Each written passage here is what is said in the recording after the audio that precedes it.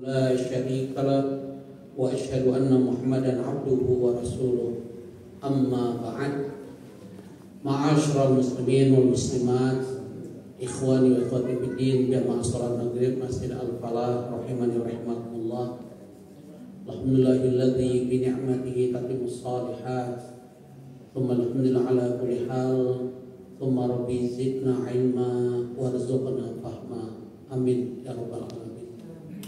Alhamdulillah, dengan rahmat dan izin Allah tak terasa hari ini berganti hari, bahkan tahun sudah berganti tahun. Kita sudah masuki tahun 2025 Masehi dan kita berada di bulan yang istimewa sebagai salah satu bulan haram, yaitu bulan Rajab, yang menurut Allah agak unik. 1 Januari itu bertepatan dengan tanggal 1 Rajab. Bahkan Muhammadiyah lewat metode hisabnya sudah menetapkan Ramadan itu jatuhnya tanggal 1 Maret. Dan Menteri Agama saat ditanya wartawan, itu haknya Muhammadiyah. Tapi tinggal kita tunggu bagaimana pemerintah lewat metode ruqyahnya. Semoga harapan dan doa kita bersamaan. Kalau tidak bersamaan, mungkin umat Islam negeri sudah terbiasa dengan perbedaan. Dan kita diingatkan oleh Rasulullah SAW, tidak mayaribuka ila malayaribuka, tinggalkan keraguan kepada yang tidak ragu. Ada kaidah ushul fikih al-yaqinu la yuzal bisyak, keyakinan itu tidak bisa diganggukan oleh sebuah keraguan-keraguan. Bapak Ibu, bergantinya tahun, bahkan bergantinya hari, ada sebuah pertanyaan besar yang diingatkan oleh Rasulullah SAW. Apakah kita termasuk manusia yang terbaik? Apa indikator manusia terbaik? Kata Rasulullah SAW di hadis Sahih Bukhari, khairun nas man tala umruhu wa hasuna amal. Sebaik-baik manusia diberi umur panjang seperti kita, alhamdulillah. Minimal sampai dengan malam hari ini masih Allah beri kesempatan untuk ta'abbud, beribadah pada Allah.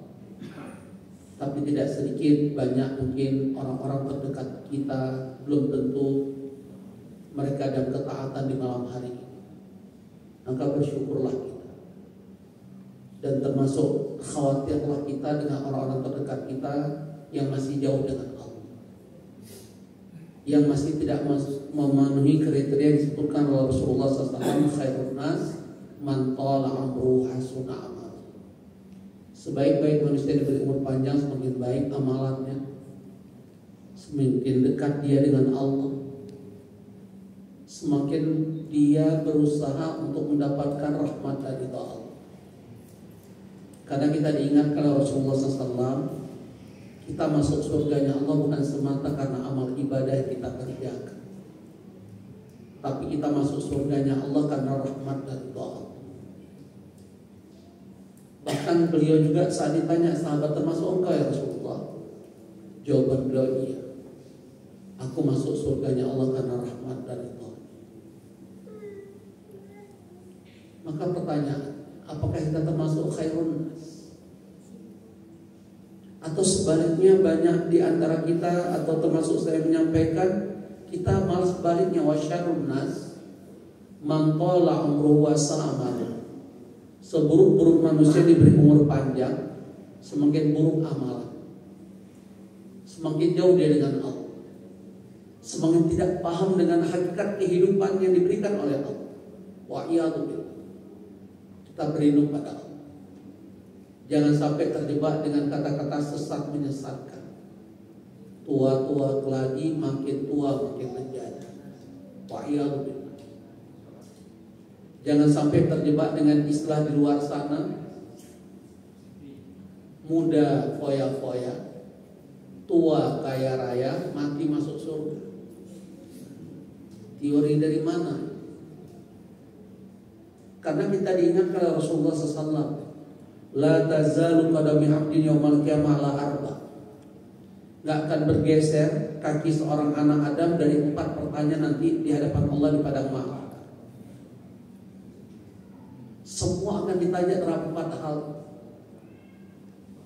Inilah ujian kita sesungguhnya nanti di padang mahsyar. Apa yang akan ditanya Bapak Ibu? Semua kita akan ditanya. Apapun level, apapun status kita di kehidupan dunia. Yang pertama akan ditanya, kata Rasulullah SAW, an umrin fi ma'af. Umur yang Allah berikan akan ditanyakan, kita gunakan untuk apa? Apakah kita termasuk khairun nas atau sebaliknya syarrun nas? Fahadainahu najdain. Semua kita diberi pilihan oleh Allah, dua jalan. Bahkan Allah ingatkan, fa'alhamah fujuraha wa taqwah. Setiap kita diberi Allah potensi yang sama. Mau ustaz, mau kiai, orang awam, semua kita sama pilihan potensi. Pilih fujur, kedurhakaan, futur, semakin jauh dengan Allah, makin malas beribadah. Apalagi selama bulan Rajab Sya'ban sering kita dengar satu doa, Allahumma barik lana fi Rajab wa Sya'ban wa balighna Ramadan. Ya Allah, beri kami keberkahan di bulan Rajab dan Sya'ban, dan pertemukan kami dengan Ramadan. Saya ingatkan, doa ini indah sekali. Berdoa dengan doa ini dibolehkan, karena Allah sebutkan dalam surat Ghafir atau surah Al-Mu'min, surat 40 ayat 60, ud'uni astajib lakum. Berdoalah padaku, kabulkan doa. Hanya saja saya ingatkan, jangan mengatakan ini hadis sahih. Doa ini dari hadis sahih, ini menjadi pertanyaan. Ini harus bertanggung jawab orang yang menyatakan demikian. Karena diingatkan oleh Rasulullah SAW, man kadzdzaba 'alaihi muta'ammidan falyatabawwa maq'adahu minan nar. Yang berdusta atas namaku, dia mengatakan doa ini dariku, dia telah menyiapkan tempatnya dalam neraka. Jadi tolong, tadi saya sampaikan apa? Berdoa dengan doa ini silahkan, bagus. Tapi kalau menyandarkan ini sabda Rasulullah SAW, dia bertanggung jawab nanti di hadapan Allah. Dan dia telah menyiapkan tempatnya dalam neraka. Maka umur akan ditanya, apakah semua kita mampu memanfaatkan bulan Rajab sebagai bulan yang kata Ibnu Abbas atau Abdullah bin Abbas radhiyallahu anhu, setiap amal soleh kita kerjakan di salah satu bulan haram itu pahalanya dilipat gandakan oleh Allah. Tapi saat kita melakukan kemaksiatan di bulan haram bulan Rajab ini, maka setiap kemaksiatan juga akan dilipat gandakan hukuman dan azabnya di hadapan Allah. Maka pertanyaan Bapak Ibu, dalam surveinya Allah, dalam pengamatannya Allah, manusia ini banyak memanfaatkan umur dengan sebaik-baiknya atau menyia-nyiakan? Pertanyaan yang paling mudah yang kita lanjutkan lagi dengan kaitan ini, orang-orang yang sudah meninggalkan kita, kan mereka hidup dulu seperti kita, betul tidak Pak Jo? Itu dalam surveinya Allah dan dalam pandangan kita, orang-orang yang telah meninggalkan kita itu lebih banyak yang bahagia atau menyesal Pak Haji? Dari mana Pak Jo tahu? Emang pernah mati? Ada hadis yang mengatakan. Hadis atau ayat? Ayat. Surat apa yang berapa? Bisa jawab hadiah umrah. Buka surat Al-Mu'min. Pertama, kita belum pernah mati. Yang kedua, tidak pernah kita dapat surat dari orang-orang mati. Betul tidak? Siapa yang pernah dapat surat? Mungkin ada mengaku wali, saya dapat surat dari orang mati. Itu bukan wali. Ya, karena nggak ada yang tahu tentang wali. Maka lihat surah Al-Mu'minun. Ini pernyataan Allah, surveinya Allah pasti benar. Beda dengan survei-survei ada di negeri ini, bisa dibayar. Bahkan ada istilah pagar misterius, yang 30 kilo nggak tahu siapa yang mau. Kan aneh, 30 kilo dia bangun nggak tahu siapa yang mau. Ada istilah swadaya, masyarakat nggak merasa swadaya. Berapa penghasilan nelayan, istilah swadaya. Coba aneh kan negeri ini. 30 kilo dibangun tuh bambu, nggak ada yang ngaku siapa pimpinan, siapa yang bertanggung jawab, ada nggak? Jangan jin ya Pak. Saya bayangin negeri Konoha. Padahal mayoritas umat Islam pengajian paling banyak. Maka lihat surah Al-Mu'minun surah 23 ayat 99 dan 100. Hatta idza ja'adakumul maut. Apabila salah seorang dari kamu datang ajal kematian. Sayang terjemahan kemenak berbeda. Apa terjemahan kemenak? Coba lihat Quran kita semua.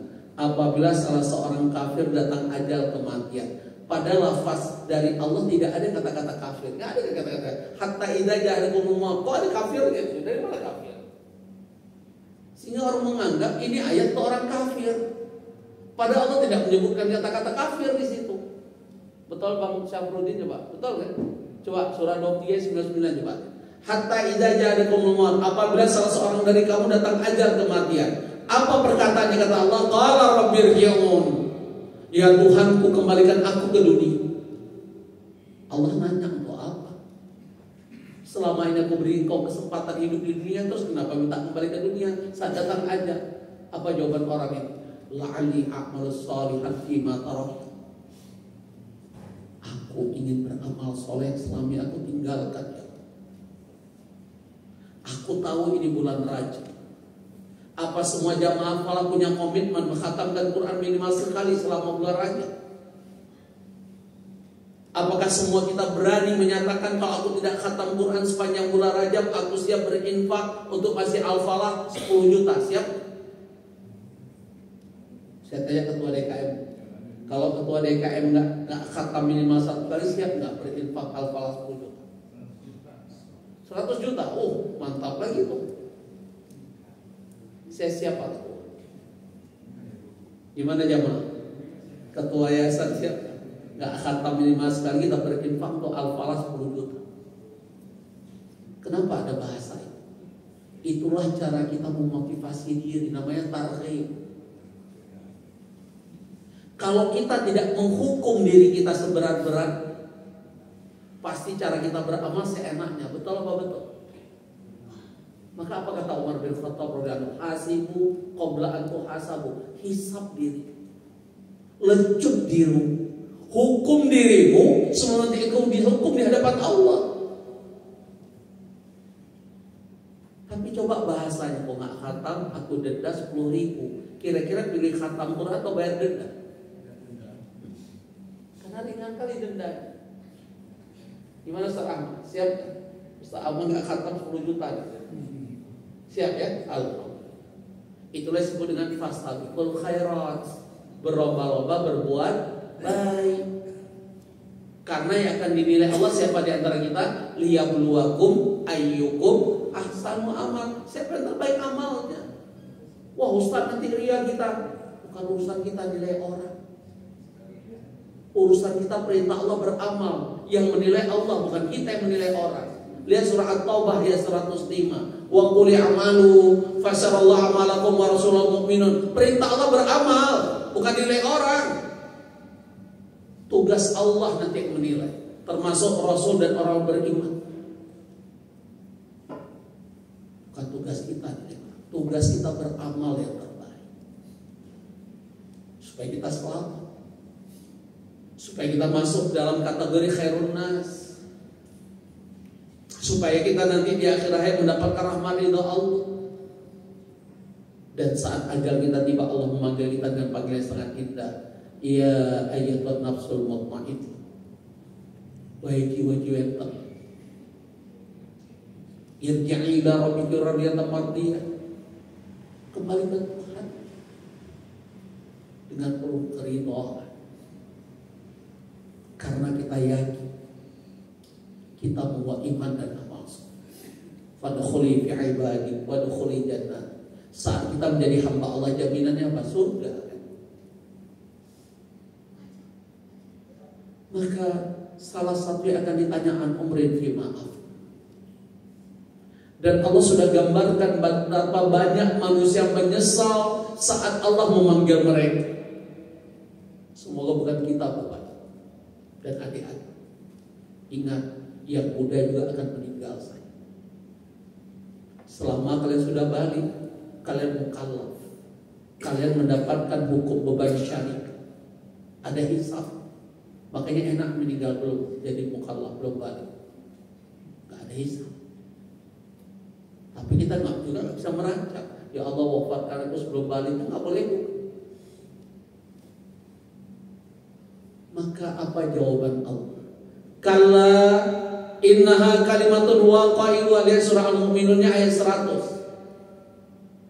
Sesudah Allah bertanya untuk apa kalian tak kembali ke dunia, mereka mengatakan kami akan beramal soleh. Apa jawaban Allah? Kalla, sekali-kali tidak. Innaha kalimatun waqai'u, itu ucapanmu semata, darimu semata, alasan. Sekian lama aku beri kalian umur. Bahkan berkaitan umur itu ada istilah. Ada yang disebut dengan usia jelita, jelang 50 tahun. Dan satu-satunya ayat Allah sebutkan tentang umur manusia dalam surat Al-Ahqaf, surat 46 ayat 15. Hatta idza balagha asyuddahu balagha arba'ina sana. Saat seseorang mencapai usia dewasa. Berapa usia dewasa dalam pandangan Allah dan pandangan Islam? Yaitu 40 tahun.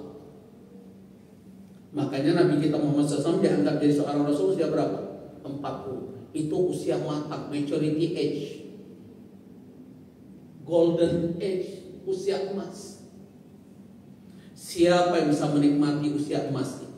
Lihat perintah Allah dalam surah Al-Ahqaf ayat 15. Kalau kita mampu mewujudkan 5 hal itu, berarti kita masuk dalam generasi emas. Rabbi auzi' an ashkura ni'mataka allati an'amta 'alayya wa 'ala walidayya. Ternyata usia 40 perintah Allah sudah banyak bersyukur, bukan banyak mengeluh. Ayo jujur, kita ini dari hari ke hari banyak syukur atau mengeluh? Surveinya Allah, manusia ini banyak bersyukur atau banyak mengeluh? Hah? Dalilnya mana? Emang pernah buat survei?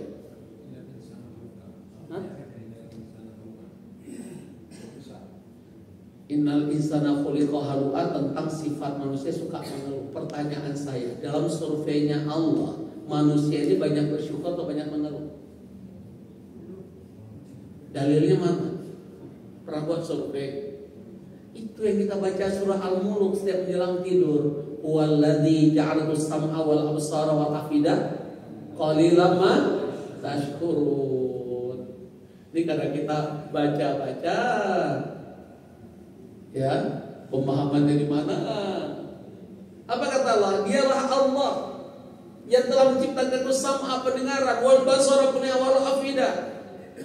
Afidah bisa hati, bisa pencernaan. Qalilan ma tashkurun, sedikit sekali kamu yang pandai bersyukur. Ayo jujur bapak-bapak yang sudah pensiun, di masa pensiun ini banyak syukur atau ngeluh? Gimana Pak Haji? Encok kumat, pensiun cuma 20% dari gaji, dulu saya aktif. Bahkan ada jamaah Al-Falah khusus datang ke saya, Ustaz, kelihatan saya nggak bisa kurban. Saya tanya, Pak Haji kemana gaji pensiun? Saya tahu Pak Haji pensiunan BUMN. Saya tahu Pak Haji punya rumah di sekitar sini, lantai 2 dan punya roda 4. Jawaban dia, habis untuk cucu. Maka saya pahamkan orang. Ji, kalau ada orang yang terdekat Pak Haji atau orang yang paling baik kita dalam keluarga itu kecelakaan hebat malah, dan ditelepon oleh rumah sakit perlu DP 20 juta, dijual nggak tuh? Kira-kira dijual nggak? Dengan Allah fasoli li rabbika wanhar, mikir. Ada aja alasan. Tapi untuk kehidupan dunia dia berkorban apa? Pada Allah memberi kita nikmat yang tak terhingga banyak. Wa in ta'udu ni'matallahi la tuhsuha. Itu pernyataan Allah surah Ibrahim ayat 30. Bahkan ayatnya Allah awali dengan sebuah pernyataan supaya kita sadar. Wa atakum min kulli ma sa'altumu, betapa banyak permintaan kami sudah aku kabulkan, kami kabulkan. Banyak gak permintaan kita yang telah Allah kabulkan? Siapa di antara bapak ibu merasa permintaan banyak yang ditolak oleh Allah? Angkat tangan. Punya pacar indah itu nikmat Allah. Masih bisa bernafas oksigen siang malam dengan gratis, nikmat Allah. Masih ingat gak kita pandemi? Banyak gak orang mati antri oksigen rumah sakit? Masih ingat gak? Baca gak pernyataan orang kaya Italia? Dia menjelang matinya, dia mengatakan ternyata hartaku begitu banyak, gak bisa menyelamatkan dia.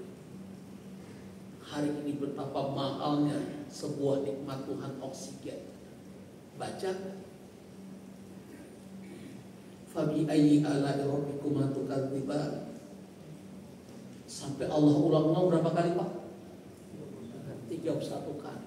Nikmat Tuhan mereka yang telah berdustakan. Makanya Allah ingatkan, wa in ta'udu ni'matallahi la tuhsuha. Lihat surah Ibrahim ayat 34, surah 14 ayat 34. Jika kamu menghitung nikmat hamba-hambaku, tidak ada seorang pun yang mampu menghitungnya.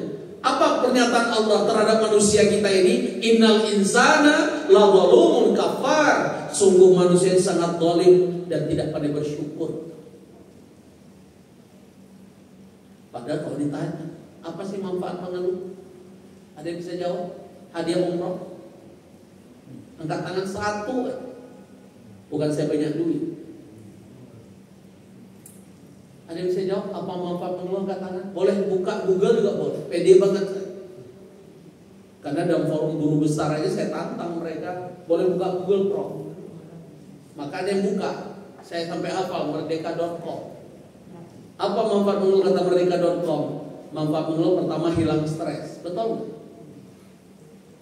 Betul. Yang ngeluh hilang stres, yang dengar keluhan tambah stres. Betul nggak? Terus gimana manfaatnya? Yang kedua kata merdeka.com, dengan mengeluh mempererat hubungan suami istri. Betul nggak Pak? Istri abang ngeluh terus, mempererat hubungan atau cari istri baru? Coba bayangkan. Google on kan?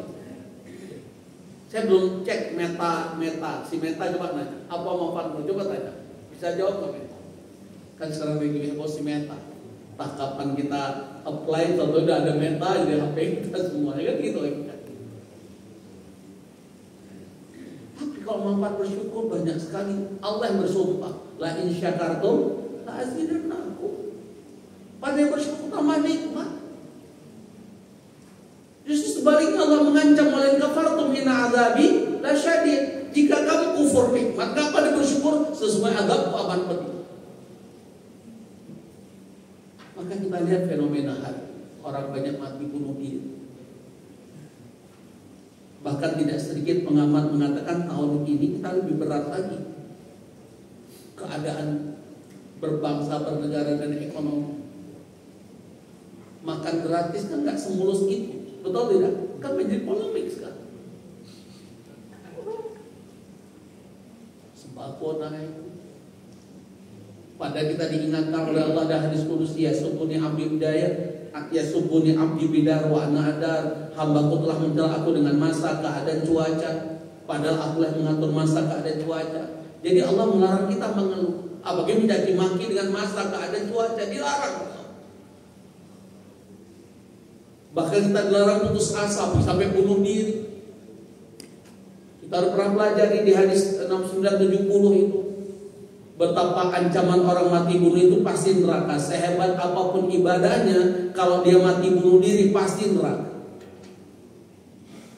Bahkan cara dia disiksa oleh Allah sesuai bagaimana dia mengakhiri hidupnya, cara bunuh diri. Dengan cara itu Allah siksa. Bahkan tadinya seorang sahabat di perang Khaybar, di kitab Ulul Marjan pernah kita pelajari dari hadis 70 sampai 75, 5 hadis berturut-turut tentang orang ini.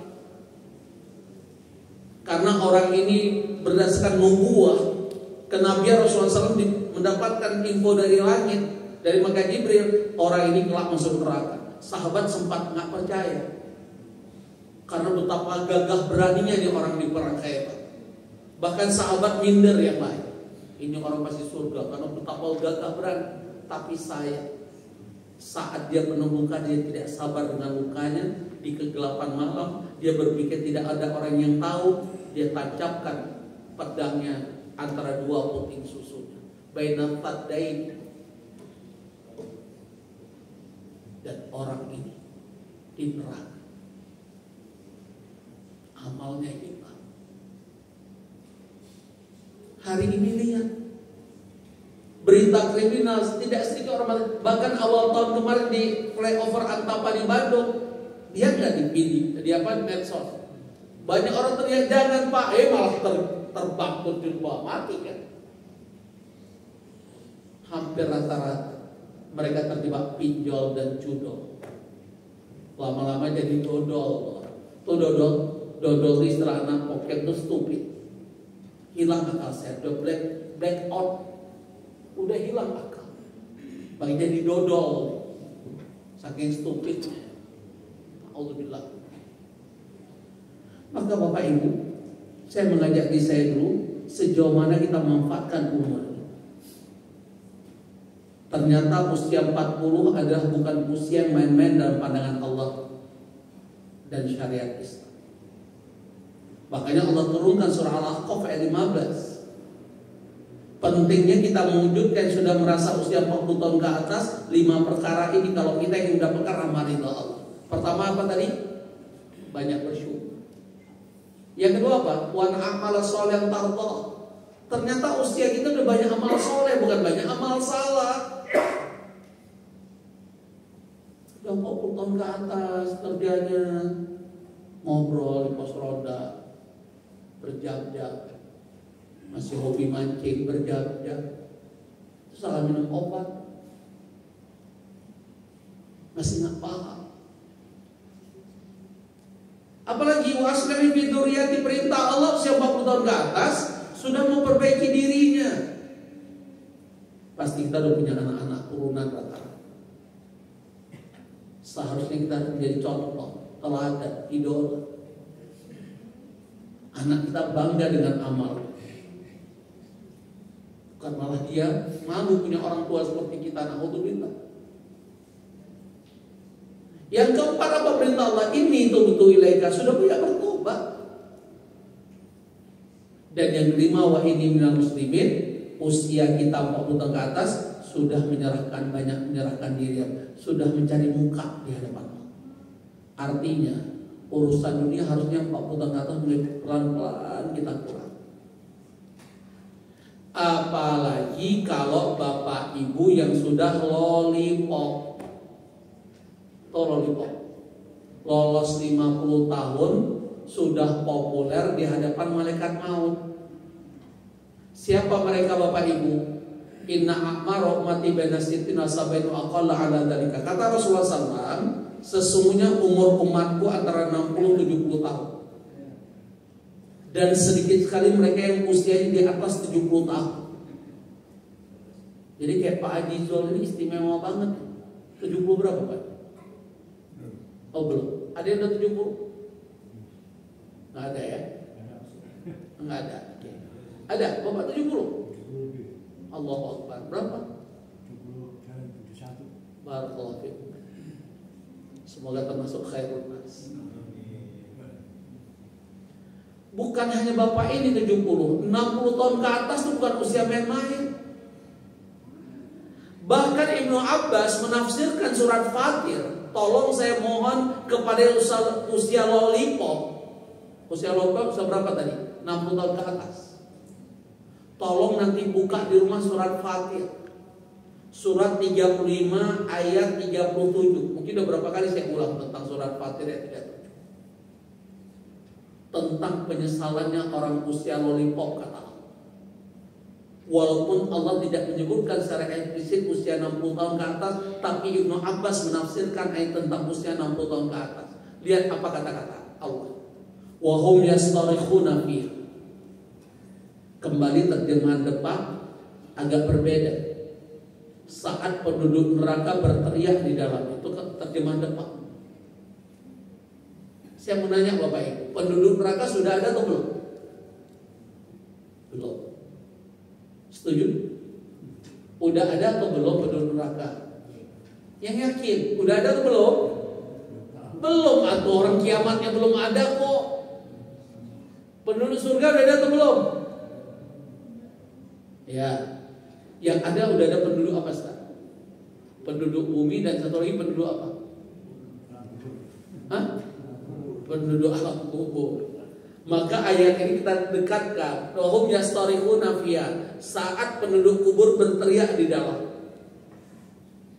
Menurut tadi, orang-orang di kubur banyak yang berteriak atau banyak yang bahagia? Teriak kan tadi, surah Al-Mu'minun ayat 99 100 kan, yang minta kembali ke dunia. Apa teriakan mereka? Kata Allah, Rabbana akhrijna na'mal salihan ghairal ladzi kunna na'mal. Ternyata penduduk kubur itu mayoritas minta kembali ke dunia itu apa? Kami ingin beramal soleh ya Allah. Kami menyesal. Apa jawaban Allah terhadap mereka yang menyesal ini? Lihat kata-kata Allah di ayat ini. Awalam nu'ammirku, bukankah aku sudah panjangkan umurmu? Apa itu kata Ibnu Abbas saudara Muhammad? Ini usia lollipop 60 tahun. Karena ada satu riwayat, orang usia 60 tahun tidak paham dirinya, nggak bisa dekat dengan Allah. Bahasa anak muda sekarang udah game over nih orang. 60 masih suka mancing, masih suka ngobrol kalau gitu.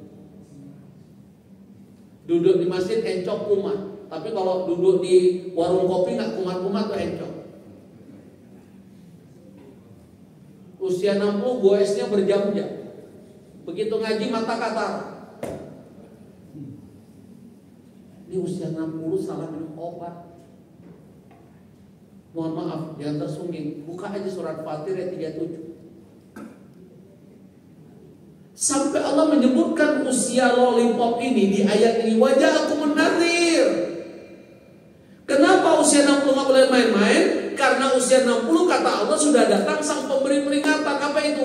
Uban. Siapa usia 60 nggak punya uban? Angkat tangan. Nah, ada usia 60 nggak punya uban? Kecuali dia semir tuh lagi. Ini serius nih saya. Pernah ketemu Pak Zul usia 60 nggak ada uban sama sekali? Pak Yamin sama sekali nggak ada uban. Oh, sekarang udah ada tuh uban. Selama ini hitam nyemir. Enggak nyemir terus kok banyak tuh uban. Untuk apa kita nyemir, Pak? Bulunya bulu kucing itu. Masya Allah. Saya jawab ya Pak Amir. Menyemir itu sunnah. Menyemir rambut itu sunnah. Sunnah. Kan saya masih koma. Tadi katanya ngapain menyemir? Justru menyemir itu sunnah. Oke, Masya Allah. Tapi ada ubannya, banyak malah di atas banyak. Malah Rasulullah SAW digambarkan ubannya hanya beberapa helai. Jadi kok Ustadz terkenal Republik ini mengaku bermimpi ketemu Rasul, saat ditanyakan digambarkan penuh rambutnya putih, itu Ustadz hoax. Itu ketemu Rasul, itu ketemu siapa? Ya ayat wahid. Bahkan Habib Fulan juga ngaku ketemu Rasul, perempuan serba putih. Dari mana? Orang dah hadis Sahih Bukhari digambarkan Rasulullah memiliki hanya berapa helai uban kok. Datang orang ini ketemu Rasul uban semua lah, jenggotnya putih semua ya Pak. Ketemu siapa tuh dia Pak Nyoman? Ya, ini hari ini. Entah apa motifnya. Seandainya dia bertemu Rasulullah SAW harusnya bersyukur, bukan diceritakan. Apa motif itu? Sama dengan Habib, nyuruh seseorang suruh cari kuburan keramat. Kira-kira motif Habib itu apa ya? Nah, coba cari fulus kan? Karena kuburan keramat selalu identik kuncen. Di dekat kuncen ada apa? Keropak besar. Karena setiap orang ziarah kuburan keramat pasti ngisi amplop. Setahun sekali hitung miliaran. Kerja kagak naik Alphard, mobil sport. Bayangkan. Itu tadi sengaja dibuat kuburan-kuburan keramat. Saya tantang, saya kan ngajar juga ada Priuk, ada Mbah Priuk. Apanya yang keramat? Satu aja sebut, hadiah umroh. Nggak ada yang bisa jawab tuh. Kesyirikan di mana? Dibilang ada orang pintar, apa yang pintar? Kalau orang datang ke orang pintar, dia yang kasih amplop atau orang pintar kasih amplop ke dia? Syirik di mana-mana. Ada saking murkanya Allah pada pelaku syirik. Kalau dia nggak bertobat saat ajalnya tiba, selamanya dia orang dalam neraka.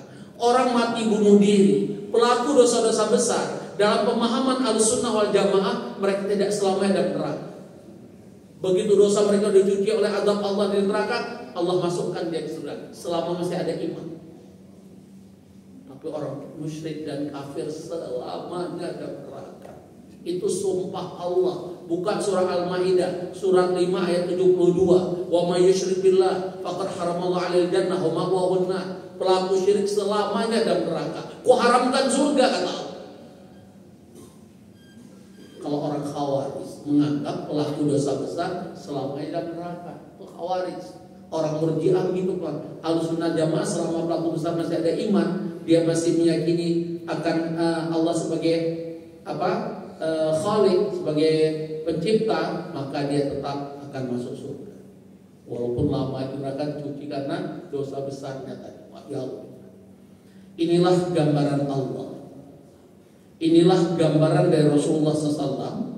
Semoga kita termasuk khairun nas man tala amruhu wa hasuna amalu. Bapak Ibu, saya akan kaitkan dengan pernyataan Ali bin Abi Thalib, mantu Rasulullah SAW, khalifah yang keempat.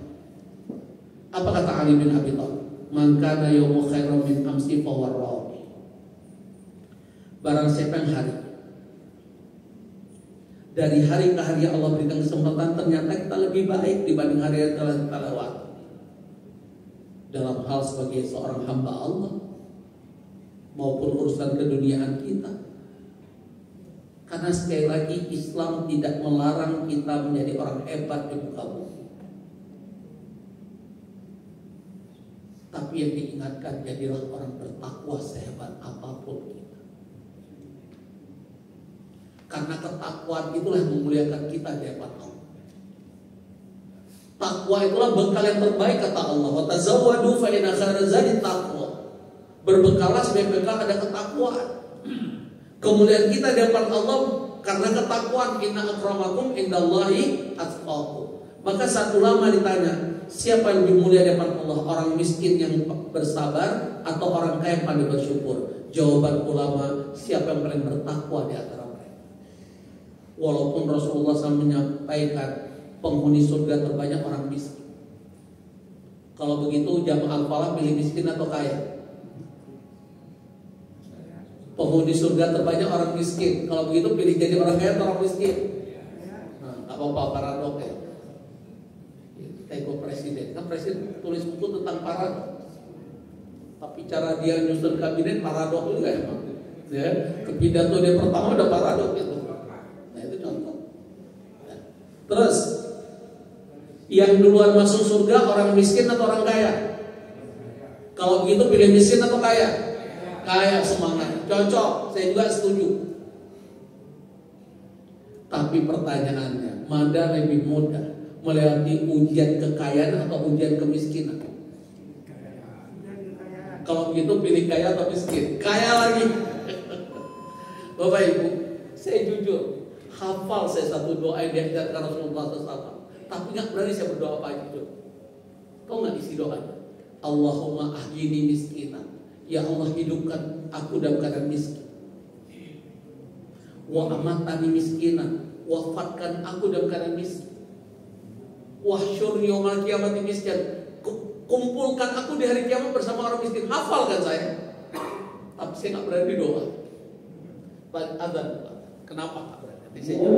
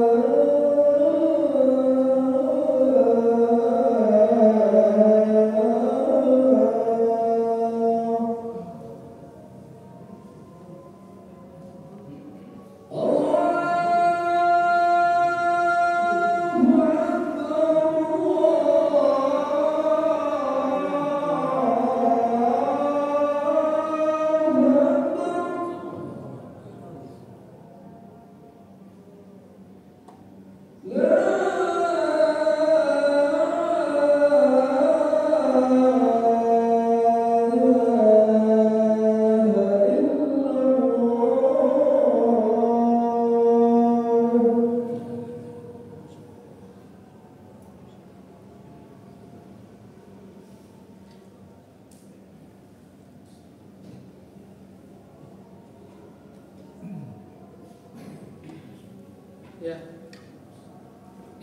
Sebenarnya tidak ada pilihan. Pilih diuji dengan kesuksesan, kan Allah yang bersedia rezeki liman syaa. Allah akan mengelapangkan rezeki bagi Allah yang kehendaki. Oh yabsut, atau Allah sempitkan. Rasulullah SAW itu digambarkan senang bergaul dengan orang-orang miskin, karena beliau digambarkan oleh Allah penghuni surga terbanyak orang miskin. Yang pertama masuk surga orang miskin. Bahkan semakin kaya kita di muka bumi ini, semakin terlambat masuk surga. Kenapa? Karena hisabnya itu panjang. 4 pertanyaan tadi yang akan ditanya, pertama berkaitan umur, yang kedua berkaitan ilmu, an-ilmin fima fa'ala, kita amalkan atau tidak. Jadi semakin banyak kita dapat ilmu akan ditanya kita amalkan atau tidak. Yang ketiga an-mal. Saat ditanya tentang harta 2 pertanyaan. Enak tasabab wa fima enak infaq. Dari mana kita peroleh dan kemana kita infak. Makanya orang kaya terlambat masuk surga karena hisabnya tuh panjang. Tapi kita nggak siap jadi orang miskin, termasuk saya. Karena saya pernah diuji Allah lewat tsunami. Yang paling berat ujian kemiskinan itu apa? Bukan cari makan. Apa kira-kira? Siapa pernah jadi orang miskin? Apa yang paling sulit dari orang miskin? Makan. Hah? Apa Pak? Oh berarti di sini nggak pernah jadi orang miskin. Hebat, alhamdulillah. Apa yang paling sulit dari kemiskinan Pak? Kita kehilangan harga diri. Disalami orang separuh. Sama, pernah disalami orang separuh? Udah separuh nggak dilihat. Betul apa betul? Bukan cari makannya susah Pak. Apa ini kok tinggal di Jogja Solo ada nasi kucing 2000 udah kenyang. Saya alumni Solo jadi paham, saya S1 baru saya ambil magister ke Malaysia. Itulah kisah Qarun. Qarun itu saya menanya, Qarun itu hamba Allah atau bukan hamba Allah? Kayak Namrud kan dia bukan hamba Allah. Dia hanya makhluk ciptaan Allah. Namrud. Fir'aun dia hamba Allah tapi secara ciptaan, bukan sebagai hamba Allah yang mentaati Allah, itu maksudnya. Ya tolong bedakan. Semua hamba Allah. Tinggal hamba Allah yang dicintai Allah, ada hamba Allah yang diberkahi oleh Allah, kan gitu. Nah, Qarun itu sama dengan Fir'aun. Qarun itu sama dengan Namrud. Qarun itu sama dengan Haman. Sama nggak Pak? Dihukumnya sama, dilaknat Allah sama. Pertanyaan saya, posisi mereka sebelum dilaknat sama? Beda. Qarun itu tadinya hamba Allah, manusia taat. Ketaatan Qarun itu digambarkan di atas rata-rata orang saat itu. Tapi Qarun merasa jadi orang kiri itu nggak enak. Berbuih ngomong, kalau kita dianggap kere, nggak berwibawa, didengar orang nggak? Tapi coba kita berwibawa, salah ngomong masih didengar nggak? Ini ada orang sambil saya nunggu azan tadi, menjawab azan, dia bangga sedang dengan panglima di rumah panglima di Bali.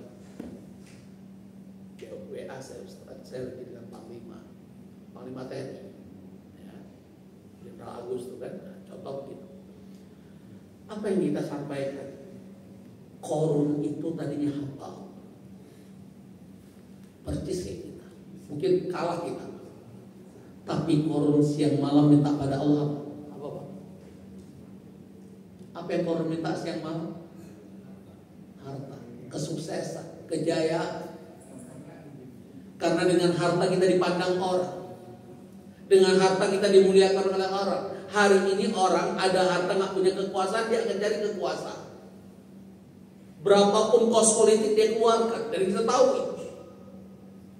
Pertarungan pilkada aja berapa miliar. Pada gaji wali kota berapa? nggak punya kos politik, perlu pihak ketiga. Begitu terpilih kerja dia apa?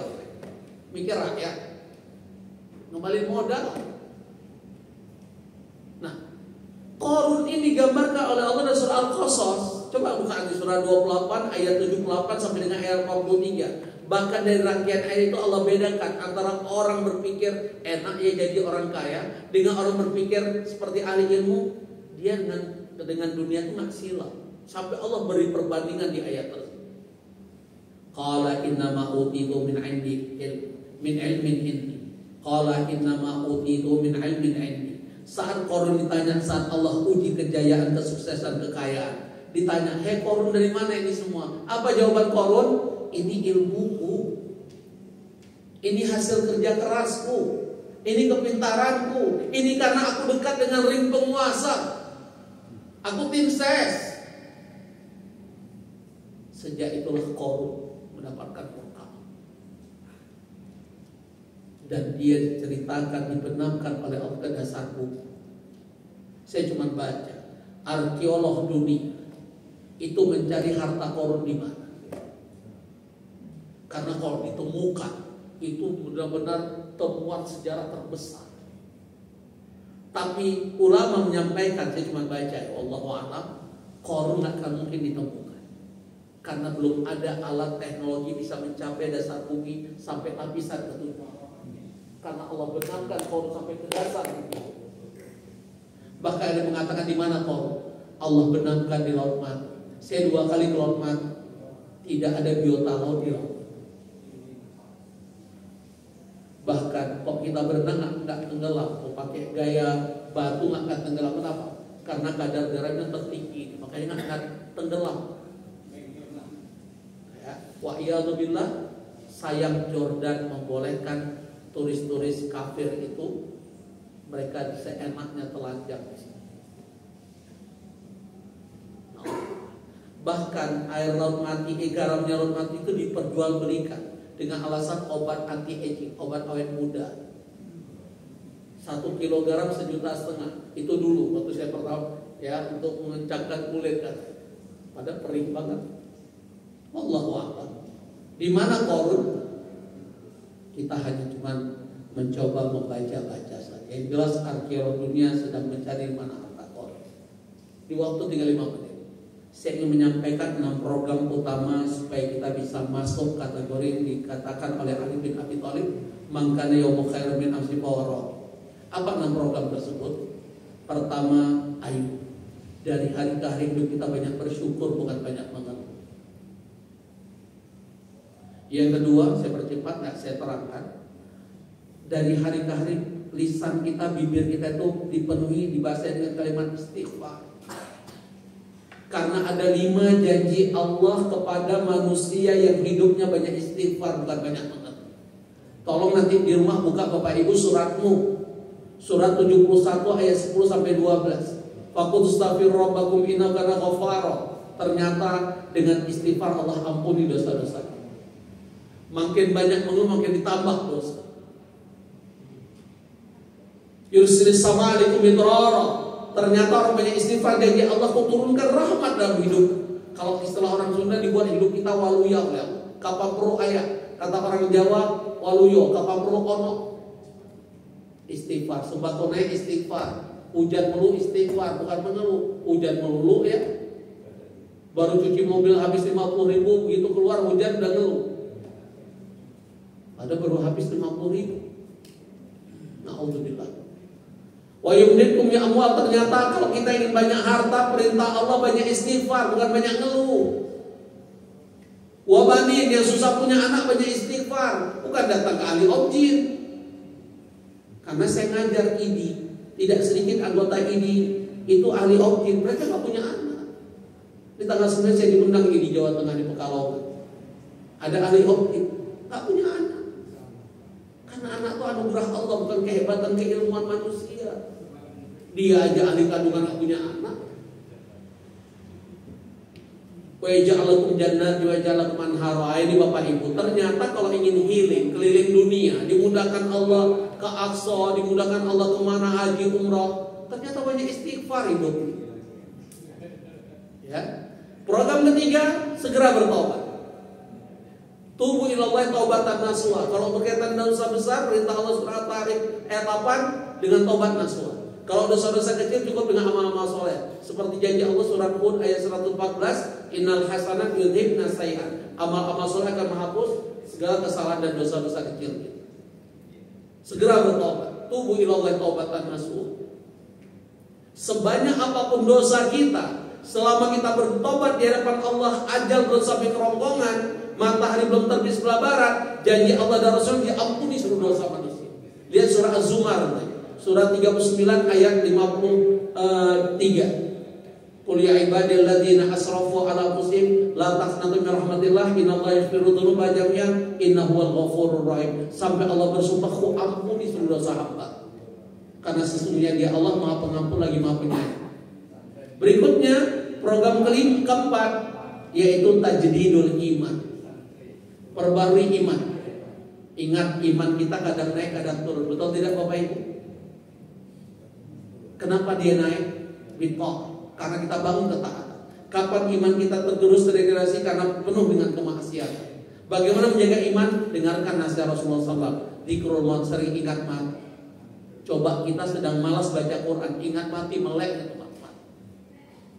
Sedang pelit-pelitnya dengan alasan lagi banyak kebutuhan, ingat mati, jadi infak terakhir kira keluar nggak keluar.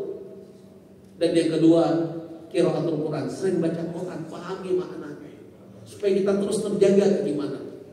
Program kita 5, Nahdlatul Amal. Apa yang arti Nahdlatul Amal? Tingkatkan amal-amal soleh, apalagi di bulan Rajab ini. Demikian juga di bulan Sya'ban. Karena ulama mengibaratkan Rajab bulan menanam, Sya'ban bulan menyemai, Ramadan bulan panen. Artinya kesuksesan kita di bulan Ramadan sejauh mana kita menyiapkannya sejak bulan Rajab dan bulan Sya'ban. Dan terakhir karena waktu muhasabah, yaitu terus kita bercermin, mempertanyakan diri kita masing-masing, aku udah siap mati belum?